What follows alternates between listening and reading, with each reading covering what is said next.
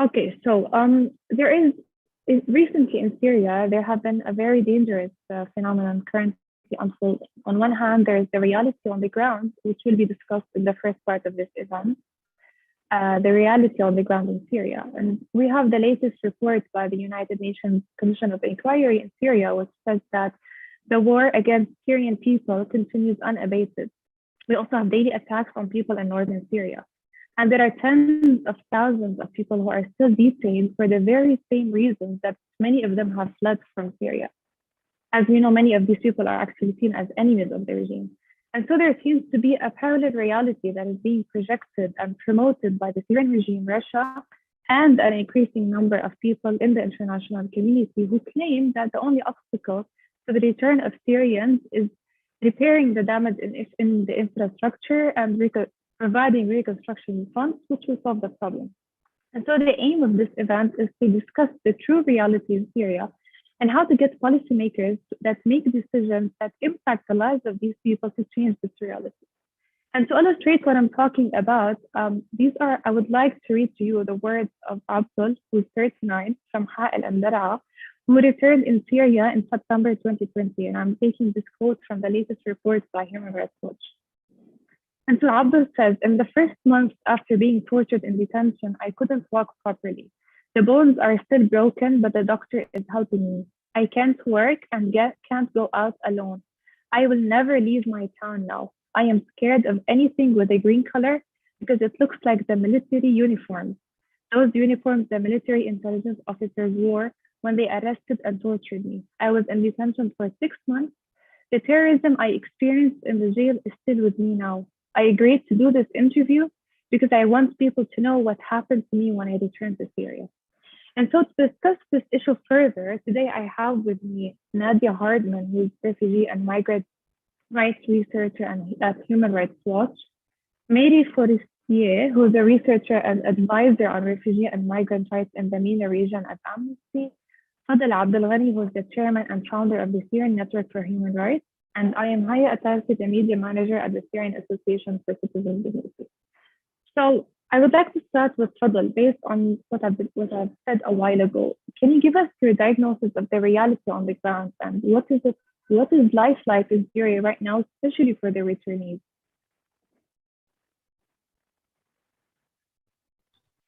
Thank you very much, Haya, for organizing and for bringing all of us together in this important issue, which we believe that this discussion will continue for this stage and for the next one as well. And I'm delighted to be with my colleague Nadia and Mary, whom they are doing an amazing job in this regard as well. I believe that what's happening in Syria on a daily basis of violation against the population is the essential things in this regard, and this is I think this is the core of the problem. We still recording and documenting cases of extrajudicial killing at the rate of approximately 100 cases. They are killed. Extrajudicial killing per month, which is I think still the highest in all around the world. Of course, that we as a Syrian know that there is years, for example, 2012, the average was higher, but still this figure is shocked and still still at the top of the world. That extrajudicial killing happened due to many types of violating the right of living, indiscriminate bombing, death under torture, assassination, killing to people lost their life due to the landmine, due to several aspect of the conflict. By other hand, we still also documenting the arbitrary arrest cases, also at the rate which is approximately 200 cases per month as well. So the arbitrary arrest is higher than extrajudicial killing. We all know that the vast majorities of those arbitrary arrest, and we call, I think this also we call arbitrary, but it's like most likely kidnapped, because there is no like any types of I can say legitimacy of doing this arbitrary arrest. We know how this arrest being committed in Syria. It's they took the person without even like saying whom they are or why. We are not talking about warrant judge warranty or something like this. We didn't reach to this level as well. So the vast majorities of those like transfer to be forcibly disappeared. And we know that almost, I can say almost all the detainees subjected to type of torture. Some of those also being forced recruitment. Now, the most of the cases of those arbitrary arrests are not referred to the regime court. If we are talking about the regime court or other types of court, like we can say that approximately 30% only who's referred to those court, and those court like approximately like we can say a branch of the security service. There is no types of any law subject to those court, the field court or the terrorist court. Like I don't think we have time to explain how is those court mechanism, but anyhow it's very well known. So here I'm talking about the loss of basic rights, that what is the resident subjected to. We are talking about those types of violation which is still widespread and systematic, still committed at this level. So the violation against the citizen actually is the main issue why preventing the refugees to return back. And not only the refugees, also the displaced people who's like few kilometers away. Martin Norman people, why they didn't back to their home? They are a few kilometers away. Khan Sheikhoun city, it's almost empty, because they know very well what is the citizen being subjected to.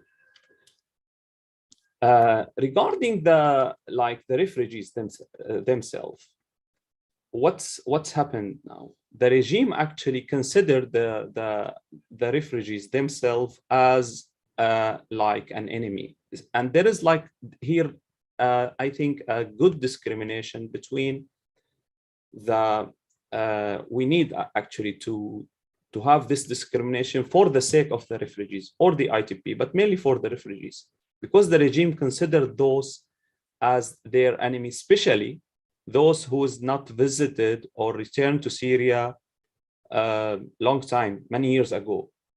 So why you left Syria?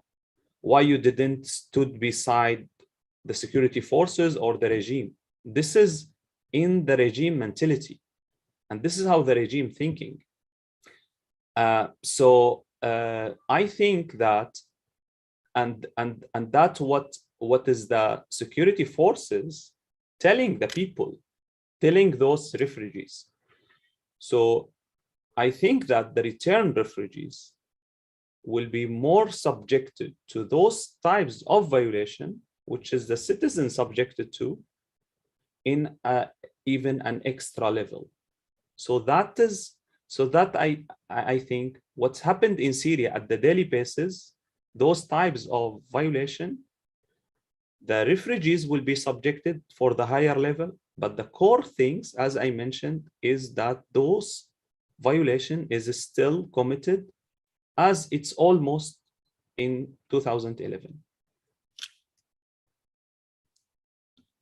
Thank you very much. Indeed, this is exactly the case.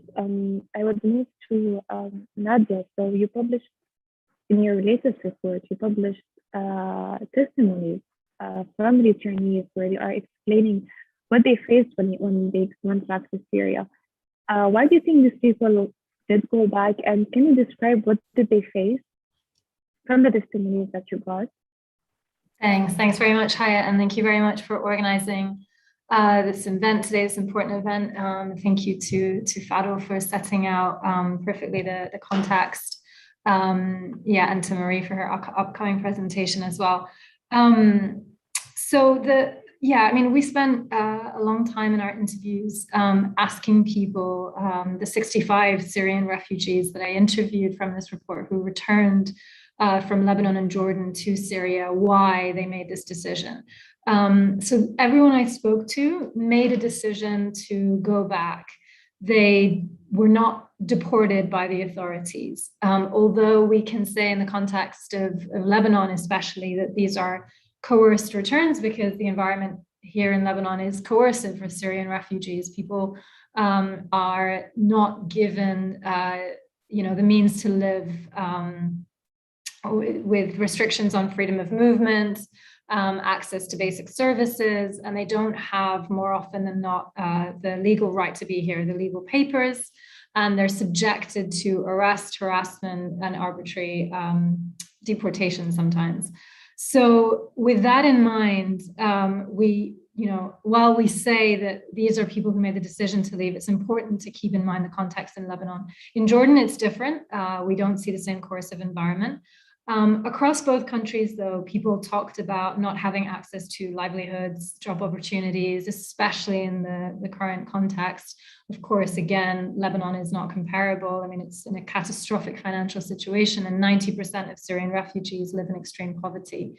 But people said they wanted to go back to try and reclaim their land, to understand if, they could find their homes again, rebuild their lives inside Syria, because being a refugee in Lebanon is extremely difficult, and it's increasingly harder in Jordan as well. I think one of the major findings of our report, though, is that people didn't have access to the right kind of information. It simply isn't available what the reality is like, because people aren't going to find the information on safety and security inside Syria, and specifically in their area of origin.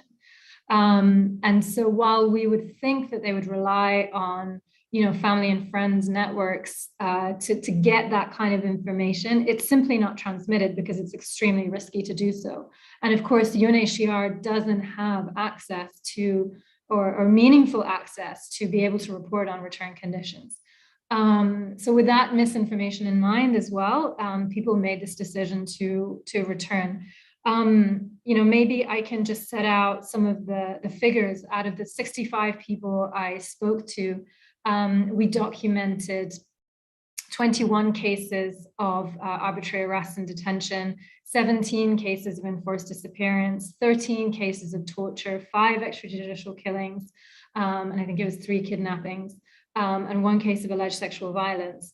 Nearly everyone struggled to survive. So whether or not they faced a threat to their physical life or integrity, they couldn't live a life of dignity and with access to services, because they invariably went back and found their home partially or totally destroyed, unable to afford the costs of rebuilding, with the massive inflation as well of the Syrian pound, not enough resources to rebuild their lives. And this was also a major factor of why they couldn't establish themselves. Looking at the cases of the violations that people experienced, one of the things that we also encountered is that a lot of people I spoke to got security clearances or checked their names on wanted lists or entered into a reconciliation agreement. Sometimes they did all of these things to try to make sure that they would be protected on return. And what we found is that these documents, these extrajudicial documents, because it's not a legal process to get a security clearance. There's no regulation about this inside Syria, and we were very careful to check that with lots of lawyers. they don't provide the security that supposedly they're meant to. I spoke to one man, a 32-year-old man from Homs here in Lebanon, who made the decision to return through the Lebanese organized returns process. And they do a security clearance for you. And so they security cleared his entire family, himself included, and he returned to Homs.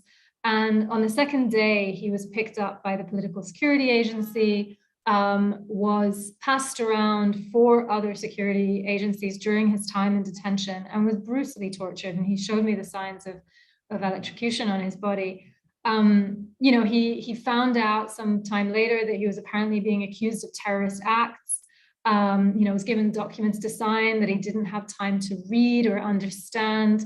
And that's something we found generally, with people who spoke about their time in detention. And of course, as Fadel knows most of all, that this has been a practice for a long time. And the methods of detention, the cruelty, the barbarity in which they're implemented is, we found the returnees face these same processes. And I'll just say one last thing. There's so much to say. I mean, I think the important thing to really underline is that we found no profile upon which, people can make a prediction that they will face, human rights violation when they return. That is the point. There is no, directed targeting. It is indiscriminate. You cannot predict, and you cannot protect yourself through a security clearance, which is why we, made this conclusion that Syria, all parts of Syria are not safe. And we call, on all Syrian host refugee nations for an immediate halt and moratorium on all forced returns to Syria.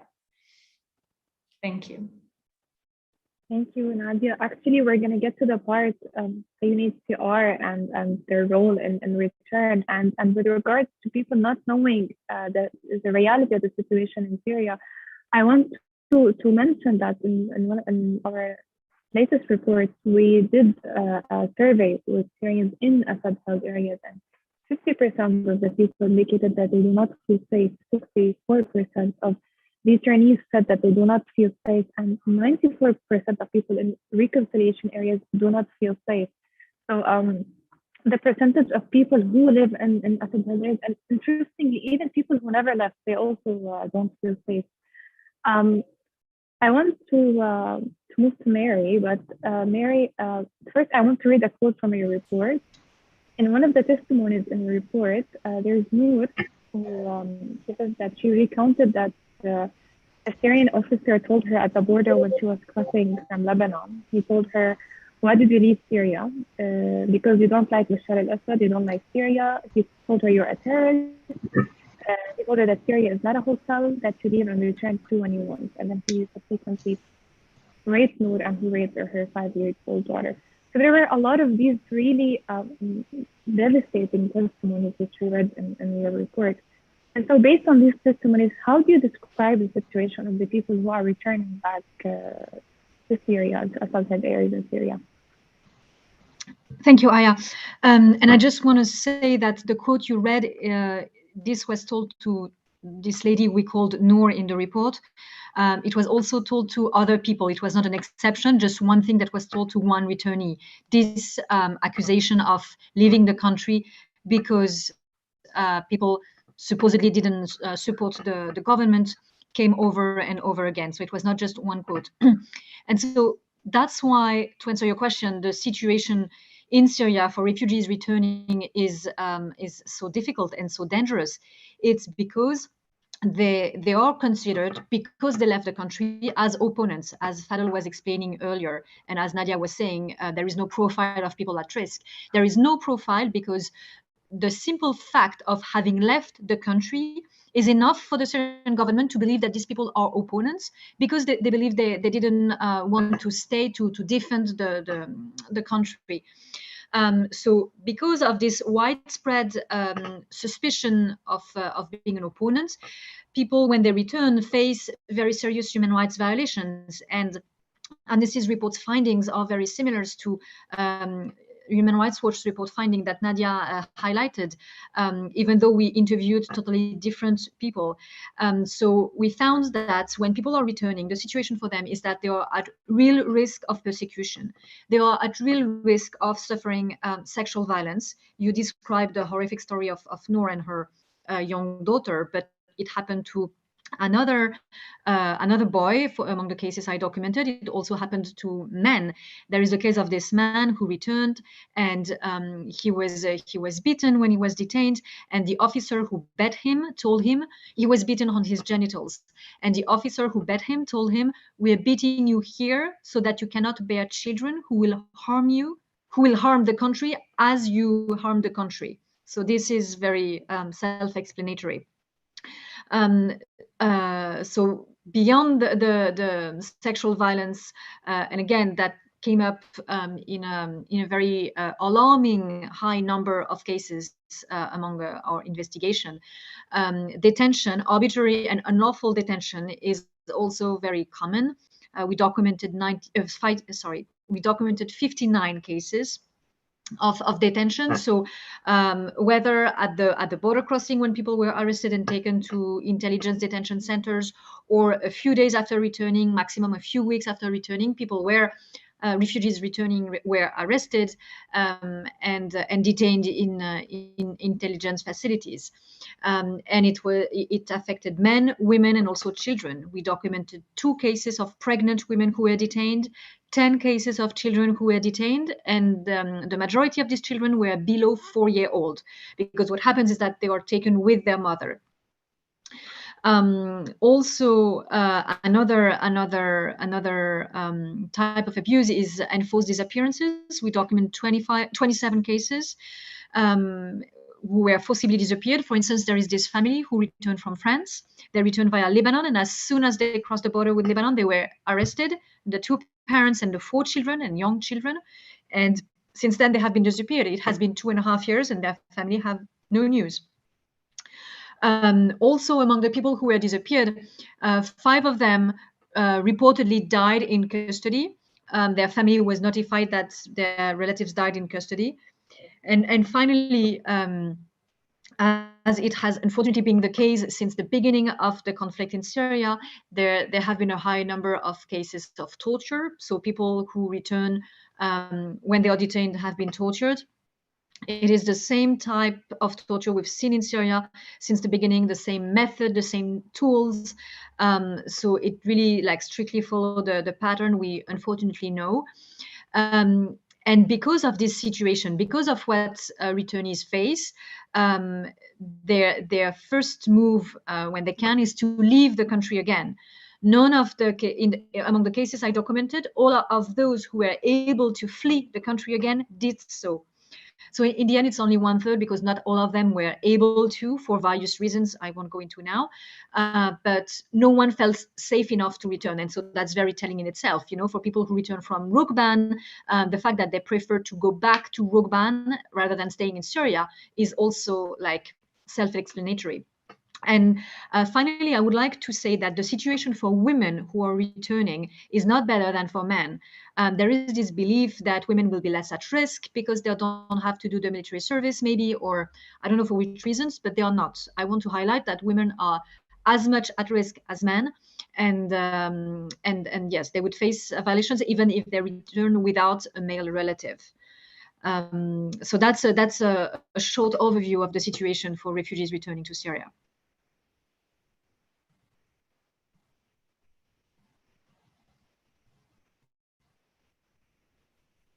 Okay, I'm sorry. I think I lost my connection for a while. Thank you very much, Mary. And we're going to get to the part where Syrians are actually forced to leave again, because this has ramifications which we need to discuss. But before we go on, I just would want to mention to our participants that their questions are welcome via chat, so they can write to us their questions in chat, and we're going to raise them to our guest speakers by the end of our session. So now that we described the reality in Syria, and specifically in the areas under the regime's control, on the other hand, there's another reality that the Syrian regime and Russia are presenting, where they are creating some sort of a parallel reality that Syria is safe for return and we have to encourage Syrians to return, and they are holding conferences for that and trying to attract funds for reconstruction, saying that reconstruction is the main obstacle for the return. And unfortunately, some countries do actually believe, or if they don't believe, they are actually following in those steps. And I want to quote here what Russian Foreign Minister Lavrov said a couple of weeks ago, that the United Nations Security Council resolution has to do with the need for the West to stop attempts to obstruct plans to create conditions for the return of refugees to Syria. Unfortunately, the West is not raising money except with the aim of keeping these refugees in countries to which they fled in the early years of the conflict. And above all, Lebanon, Jordan, and Turkey, and he does not want to do anything to rebuild the structure. And I would like to ask Fadel, what, I mean, as a Syrian, when he hears this, when he sees that the talk about return to Syria is just, from construction and all of that, where do you see the danger of the promotion of this reality and this narrative by the regime and the calls to, to accept the regime and to normalize with it again? I don't think that the Syrian regime care about the return of refugees at all. On contrary, the regime, who's the one who put all those obstacles against the return of refugees? We have tremendous laws that's violating the HLP, and so all of those violation committed by the regime. On contrary, the regime pushing Syrian to be refugees actually, by committing those violations or to be subjected to his dictatorship.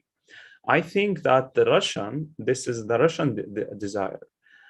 Even the conference held in Damascus, I think that coming from based on the Russian request, aiming to pressurize the Western country, blackmailing them, and mobilizing the extreme right, and that somehow actually succeed. Unfortunately, we saw how Russia blackmailed and how invested, actually, I can say, in the human rights case, refugees case. We saw what's happened on the border of Belarus.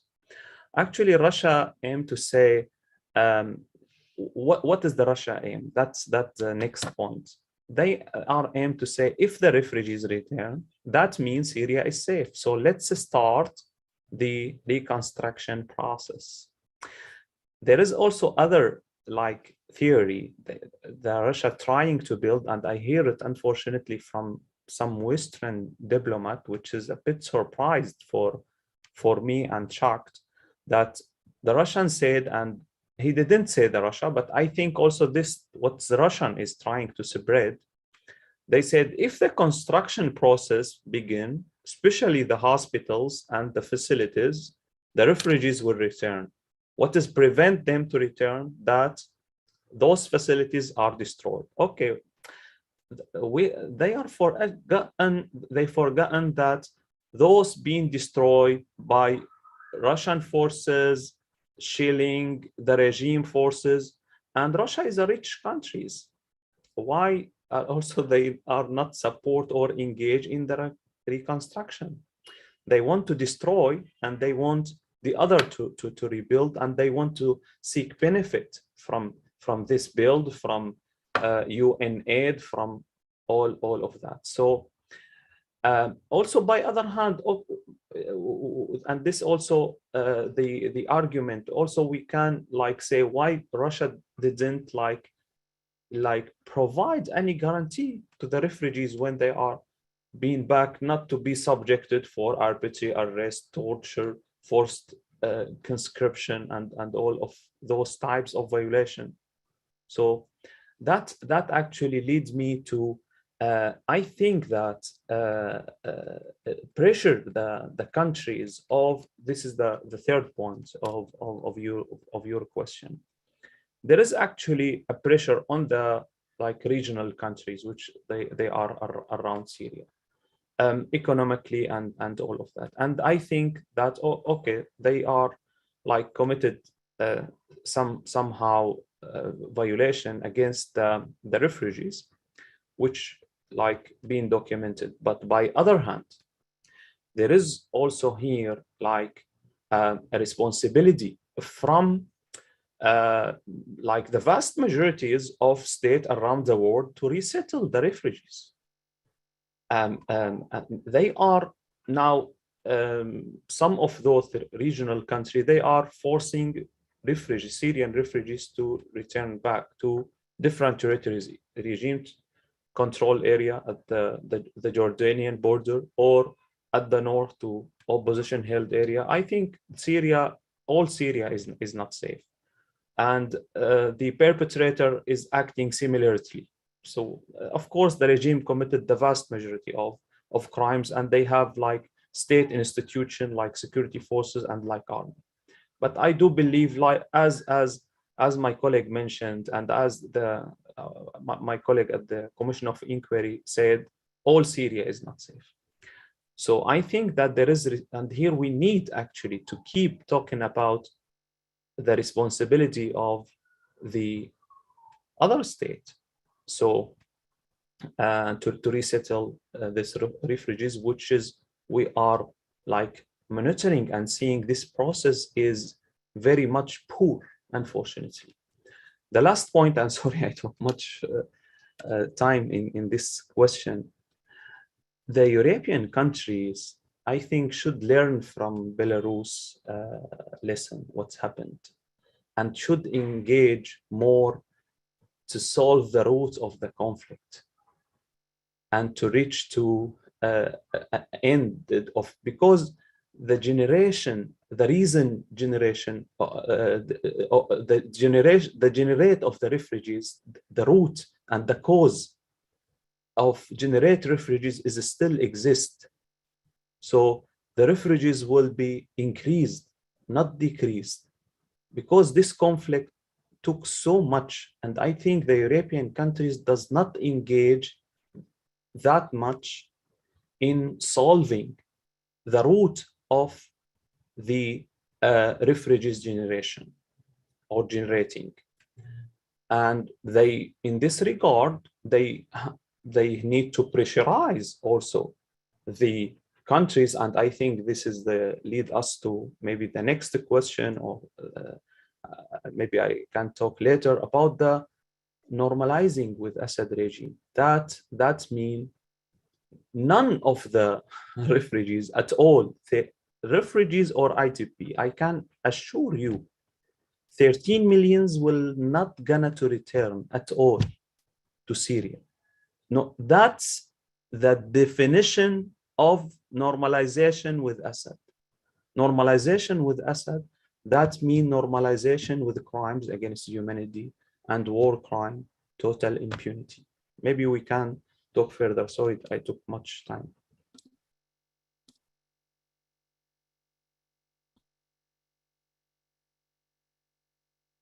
Thank you very much. Indeed, very valid point. The questions you raised at the beginning to Russia, as in why doesn't it guarantee the commitment, and especially what we witness in reconciliation areas, these are very valid questions, of course. I want to move to Nadia. Was in your latest report, in the recommendations, you mentioned that the UNHCR must not promote or facilitate voluntary repatriation of Syrian refugees from Jordan, Lebanon, and other host countries, so as long as conditions for safe and dignified return are not safe and sustainable. And my words are, we have seen the UNHCR Chief Filippo Grandi admitting that they are coordinating with the Assad regime for the return of the displaced Syrians. And he even went as far as saying that he placed faith in the regime to ensure the safety of the returnees. So how do you explain the insistence by the UNHCR to coordinate with the very regime, which is Fadel mentioned now, who is responsible for the displacement of more than half of Syria's population? Thank you very much, Haya, for the question.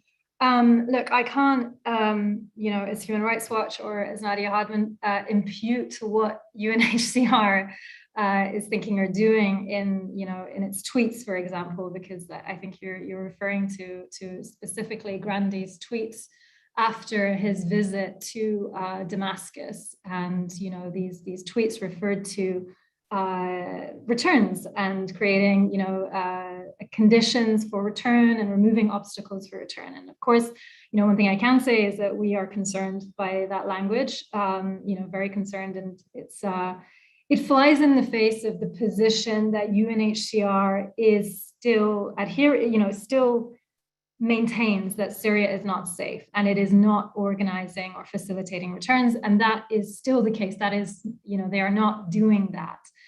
The only thing that UNHCR will do is provide, counseling, protection counseling to someone who wants to go back. So this kind of one-to-one voluntary, assistance, but it's not facilitating. And it's important to remember that, but of course we are alarmed, I would say, by these statements. As I said, I can't guess what they are doing when I don't know for sure, but I understand that Grandy was here in Lebanon, where I'm based, and of course the conditions in Lebanon, as my colleagues were also saying, are dire, and 90% of Syrian refugees live in extreme poverty. And as I said at the beginning, the environment for Syrian refugees here is coercive. It is extremely difficult, but still, as Fadel pointed out, people do not want to go back. They still cite safety and security as their number one concern. And even though I spoke to people who made the decision to return, that's still very small numbers. So if you can imagine that they are still preferring to stay in a country like Lebanon right now, because they do not want to go back and be targeted by the regime that they fled from in the first place.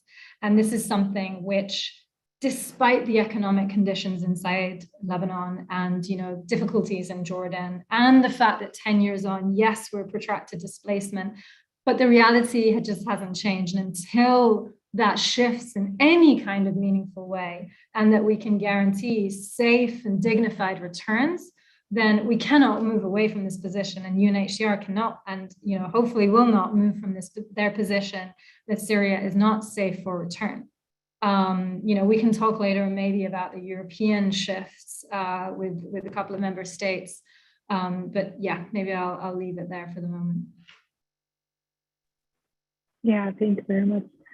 I want to move to Mary, and speaking of European countries where Nadia ended, one of the problems that Syrians are facing in Europe is specifically in Denmark, the decision to withdraw protection. And we recently did an interview with a Syrian refugee in Denmark who's almost 60 years old. He has been separated from his son and sent to a deportation center in preparation for him to leave Denmark and to go back to Syria, to an unsafe Syria, which is really a tragic story. And we know many Syrians in Denmark are facing such fate. What do you think led to the Danish authorities to make such assessments and to put the lives of those people at danger? How do you explain this? Well, what I understood from Danish authorities is that they base mainly their assessment on the military criteria. Basically, for them, the rationale is that military hostilities have faded down, have reduced. Like putting it in a blunt way, there are no bombs falling on Damascus. So it is enough for them to assess that it is safe. And this is why we argue at Amnesty International, we are asking countries to include the criteria of respect of human rights into the assessment of the safety of an area. And also something else, that is important, that echoes what Fadel was saying, is that the Syrian government is in control of of Damascus and of other of these areas. And this is the reason, the reason why a refugee fled in the first place is to escape the threats and the crimes committed by the Syrian government. So the fact that it is still in control is by no way a guarantee of safety. and we should also keep in mind that the strategy of the Syrian government since the beginning of the conflict has been to empty the country of its opponents. So again, this is an additional concern for the safety and in this safety assessment. And also another issue is the issue of information. Refugees don't have enough information to assess whether an area is safe for returning or not. So this is slightly different from Europe. This is like when it is an individual decision. But there is this case of this man who returned from Jordan with his mother and his children. And as soon as he crossed into Syria, he was arrested, detained for 6 months, tortured during his detention. And just after he was released, he called his cousin, who he spoke to before returning to Syria, and he asked his cousin, "Why didn't you tell me on the phone that it was like this? Why didn't you say anything?" And his cousin said, "Well, I'm sorry, I couldn't speak freely on the phone, and I'm sorry I misled you." So that's also something very important to keep in mind. There is no such thing as informed return as at the moment. Well, I think this is precisely one of the problems that needs to be addressed, and we at the association have written a lot about the importance that the UNHCR takes lead on this. So the UNHCR must do its best to inform the Syrians of the situation before they return, because yes, we do strongly believe that the Syrians are completely misled and they are not aware of the situation before returning back to Syria. And so it is the responsibility, whether of UN agencies or of any institutions who are working in this domain, to actually inform the people and then let them make the decision for themselves. But obviously, we have to tell them that the situation is not safe. And from here, I would move to our last section from my questions, and then we can take the questions of our guests. I want to go back to Fadel and your latest October report, because you issue monthly reports. On your October report, you stress that the UN and the guarantor parties at Astana should form an impartial special committee to monitor cases of arbitrary arrest and revealing the fate of 102,000 missing persons in Syria.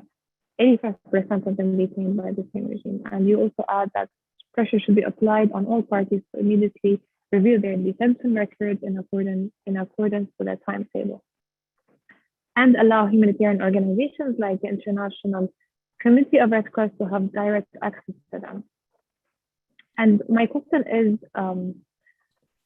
with these recommendations in mind, how do you describe the participation of some international organizations who are supposed to do this monitoring in the last follow-up meetings on return with the Syrian regime and Russia?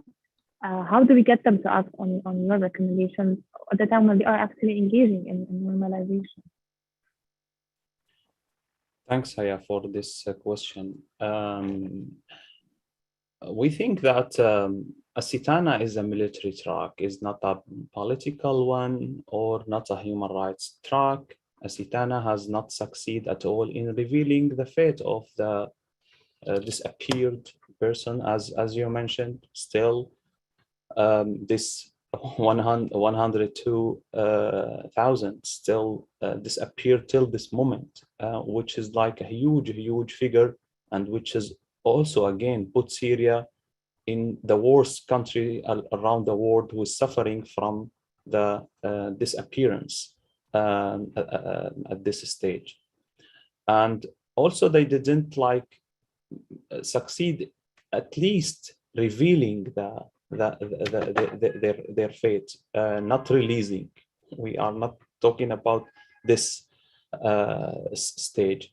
So and in Asitana, what's happened, prisoner exchange with no criteria. So based on that, we are calling again the international organization, our partner, and to supervise the outcome of those meetings and criticize clearly any recommendation on any outcome opposite the human rights.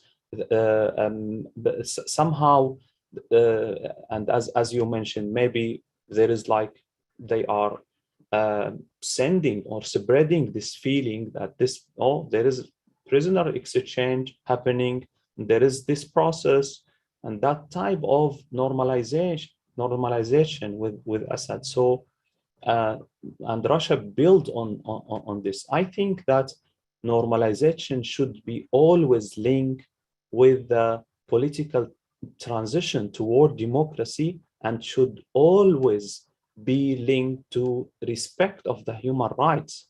That's the meaning of normal. Otherwise, if the regime still committed the crimes against humanity, which he is still doing in many types of violation, mainly torture and forced disappearance, so that normalization, it's type of support, and support regime or government who's committed crimes against humanity is violation of the international law. And that's what we want this message to be clear by our partner, and also repeated while we are seeing this movement toward normalizing with Assad at the expense of the refugees' right, the citizen right, and also that mean erasing all what Assad did in past 10 years, including killing thousands of Syrians under torture, disappeared tenth of thousands using chemical weapons, all of that.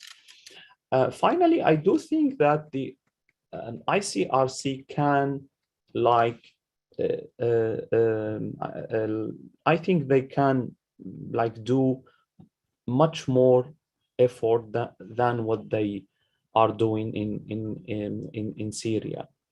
And finally, Sitana, like, failed to, like, at least guarantee access for the ICRC for all the perpetrator-centered detention. So none of the parties allow this visit to happen.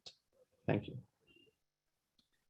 Thank you. So definitely, the normalization with the regime should not happen unless there is a halt to all the acts of violation of human rights. Because, like you said, it's not possible to normalize with such a regime which commits these crimes. And this brings me to the question I will ask Mary. So we are witnessing how Syrians are throwing themselves in the sea and sleeping in open air, and to escape the hell of life under the Assad regime. And the latest events at the Belarus border prove how desperate these people are, where they are simply asking for safety and for dignity, which are rights that no human should ever be deprived of. And so European countries must be aware of the gravity of the situation, which doesn't end at the Belarus border. And so how do you explain the importance that countries understand the danger of premature return, and how would it impact them? So it's not enough to send Syrians back, because they should understand that this will actually have another impact on these host countries themselves. How can you describe this? Well, first of all, the most important point is that European countries must grant refugee protection to refugees, and not only subsidiary protection. So the highest level possible of protection, and a durable one, because we see that it's not time for people to return, and the risk they face. So the Syrian refugees definitely qualify for this level of protection. So that's if there were only one message for European countries, that would be this one. Also, I would like to stress what I mentioned earlier, is that women are as much at risk, and therefore should be granted the same level of protection as men. We saw some cases in Denmark where a family had their permits reassessed, their residency permit reassessed, and I have a case in mind, an example in mind, where the son, a young man, had his residency maintained, while his mother and his sister had their residency revoked. And that's a total misunderstanding of what is happening in Syria and the risk people face. His mother and his sister would be as much at risk as him. So that's also something very important for European countries to understand. The other issue, also we talked about it a bit, so I won't go into details, is the issue of information. European countries must realize that there is not enough information to make an informed decision for refugees to return. And finally, in the light of all these findings and all the discussion we've been having, European countries should increase the resettlements for Syrian refugees and share and like take their part of responsibility and show solidarity with Syrian people, because countries in the region, Lebanon, Jordan, Turkey, face great challenges and have made efforts hosting Syrian refugees. So there should be more solidarity from European countries. Thank you. And I would also want to add that it is very dangerous to force people to go back, because like I think Nadia mentioned earlier, that many of, either Nadia or you, that they are trying to leave again. So these people, when they go back, they are trying to leave again. And the problem with them leaving again is that they would never, ever consider to go back, even if we convince them later on that the situation is safe. These people would never, ever trust going back. And this in itself is really dangerous, because we believe that Syrians, at some point, they have to return to Syria when the situation is safe. And we want the Syrian refugees to return, but we don't want them to lose trust in return when the situation is safe for them to return. And this is an issue which really is very important to keep in mind. My question now is for Nadia. So in your report, you also recommended an immediate moratorium on all forced returns of Syrians to all parts of Syria. And while active hostilities have decreased in recent years, but the situation is fluid and relative periods of stability fail to meet the basic conditions for safe, voluntary, and dignified return. And so with countries like Lebanon, Denmark, and Jordan who are considering premature return, what do we do to make policymakers and host countries accept that the safe environment is the only way to ensure that there can be a safe return to the Syrians? Thanks, Haya. We do events like today. We continue to push refugee voices and returnee voices forward. You know, it's extremely sensitive for the returnees that I spoke with to speak out publicly, especially, of course, the ones that were subjected to human rights violations inside Syria. You know, so what organization like ours and colleagues can do is amplify those voices, those experiences, put the testimony forward. And, you know, of course, we will continue to do briefings at all levels, you know, missions to capitals, and really just make sure that the recommendations reach the people that they're meant to.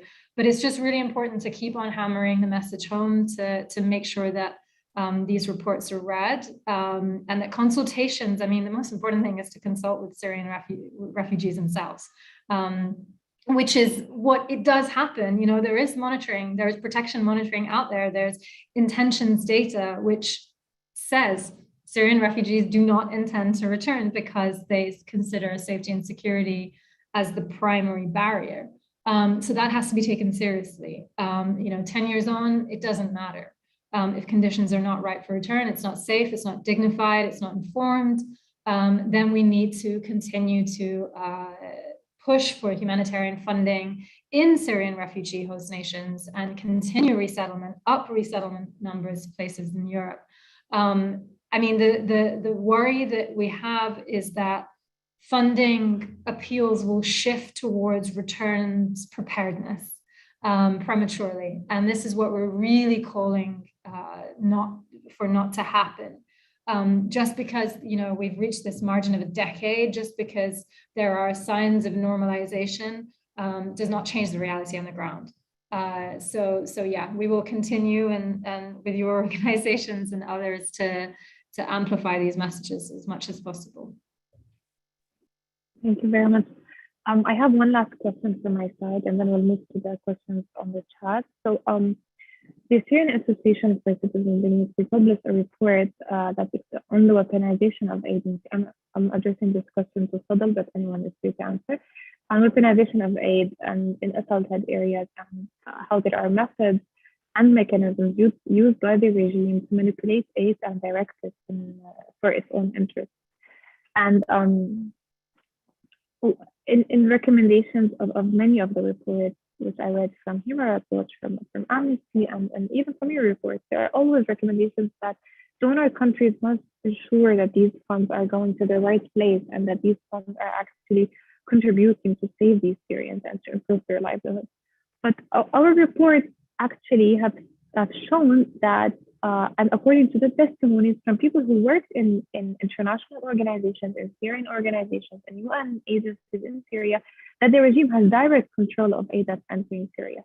And so how will it be possible to monitor aid in areas under the control of the regime while the regime controls this aid in the first place? I mean, this is actually a bit of a really complicated situation. How do you think this is possible? Thank you, Haya. You always raising a complicated question. And this, unfortunately, this matter we are discussing, and since 2014, in spite of all revealing reports, scandals, mistakes, still being repeated, it happened, and still the regime succeed in blackmailing and stealing the aid. The regime actually considered the detainees, actually, I can say, the citizen, the Syrian citizen, even the state, as a hostage. And in order to pass aid, they have to steal 90% or maybe more, as the report revealed. And I think that the most comprehensive report is regarding the system did by our colleague Sarah Kayali, and if that report in 2019, and there is also other previous report in 2015 and all of that, but still, and your report, Haya, and still, what is the main recommendation? This is what we need to do to as possible as we can, and I think we can.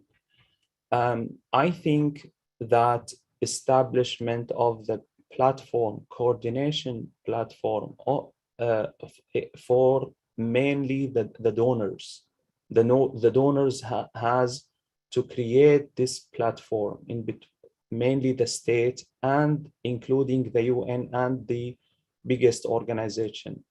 If this platform being established, there is platform,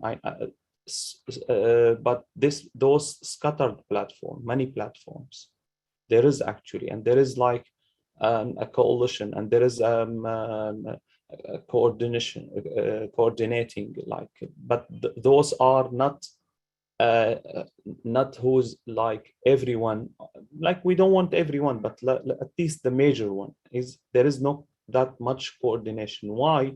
Because if those are union, the blackmailing and the stealing from Assad regime and the organization who created to steal this aid, it will eliminate so much, because here the bargaining, it will take other direction. The regime is one side, and those organization, all the regime created is one side, but he has many different platform, or so he's blackmailing.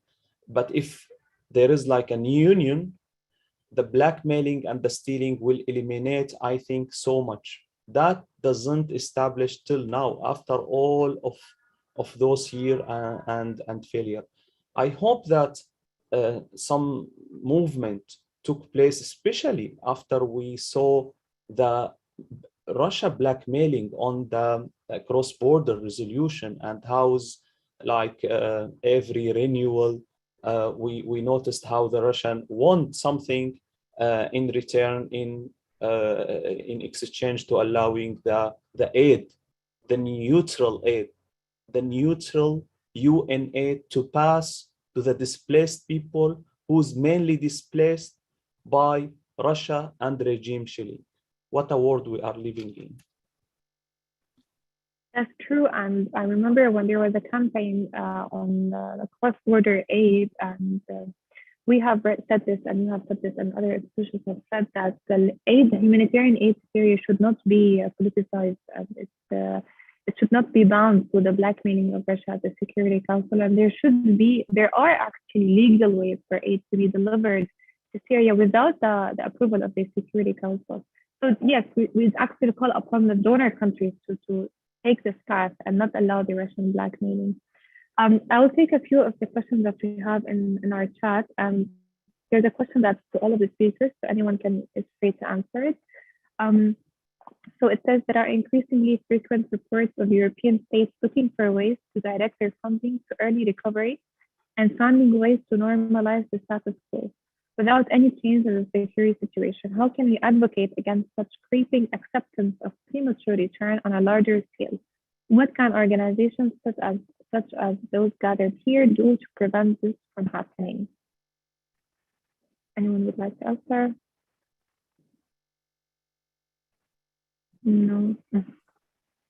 I'm happy to answer, Haya. Okay, sure.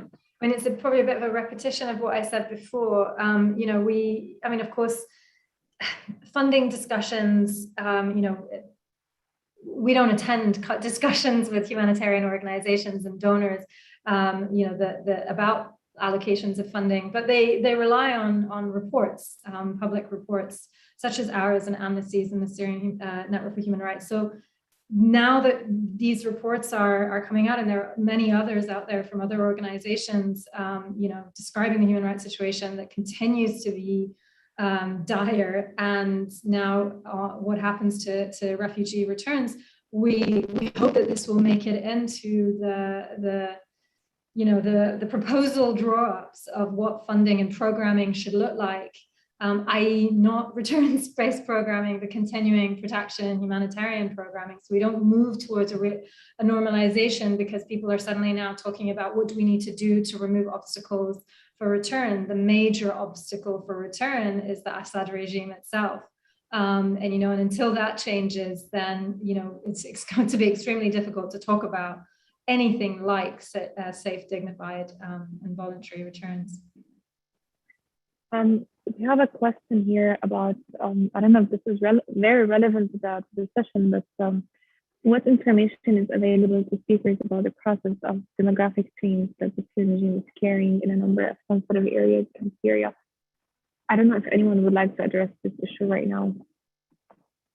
I don't know if Fadel would like to address this issue.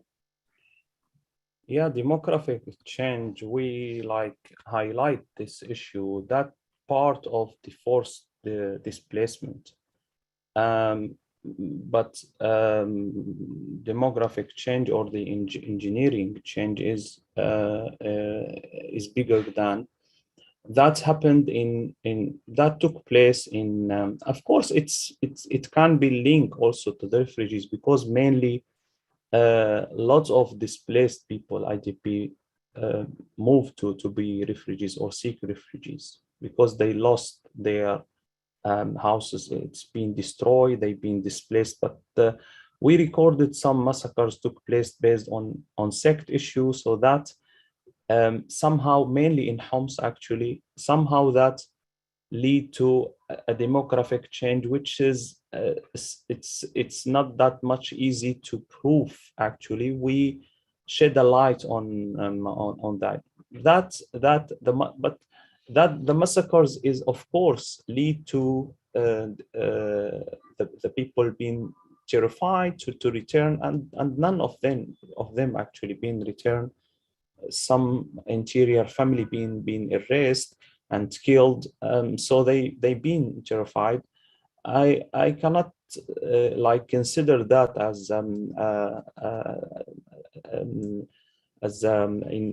or describe that in whole Syria. It's happened in specific incident in specific neighborhood. Thank you very much. So there are two questions about the UNHCR, but I think we already covered them in the discussion. One final question I will take was ask, why aren't the areas in the north under Turkish control considered safe? If Mary and Nadia would like to answer, if not, maybe Fadel can touch upon this. Why are these areas not considered safe? This is what is being asked. Okay. I can jump in, but always I'm jumping in. It's okay, feel free. Go for it, Fadel. I can add a little bit after. Okay, thank you, Nadia. Thank you for your support. They are not safe. Actually, we published a lot of reports about the violation of Haya Tahrir Sham, about the National Army, mainly like what's happened in like torturing and some activists, and we recorded also some cases who's died due to this torture. So some like how a violation being recorded. So that means, and this is the core of the definition of the refugees, who's like afraid from this suppression of his life. So he's seeking refugees, and this is his right. Force returning him, that means you're violating his basic right. And those forces controlled area, PYD, SDF, also committed several types of violation, including conscription, including arbitrary arrest, disappearance, similar to Assad regime, but the scale is different to be objective. But those are still exist and considered as a threat. And there is no jurisdiction system, all of that. We published many reports about those parties, and in our general report, we keep recording like what I mentioned at the beginning of this conference. The figures I mentioned, those committed by all parties.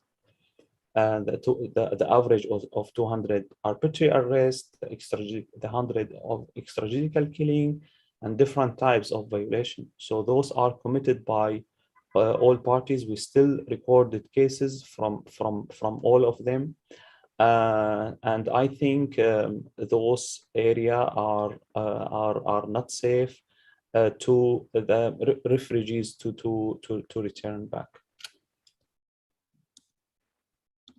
Nadia, you wanted to add something? Yeah, I mean, my only addition, I think everything is said in Fadel's reply.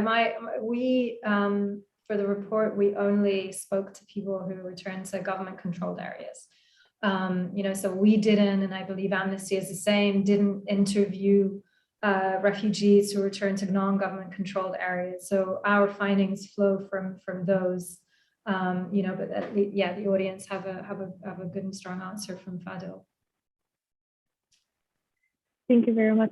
There's a question, very long question in Arabic about the Russian role, but I think we already addressed it very well, the Russian role in promoting premature return. So I think that's it for today. I think personally it was a very interesting conversation, very important conversation as well. And I really want to thank all of my guests today, Fadel Abdul from the Syrian Association for Human Rights, Mary Forestier from Amnesty International, and Nadia Hardman from Human Rights Watch. It was a pleasure being with you today. Thank you so much, and hope to see you soon. Thank you. Thank you everyone for joining. Bye.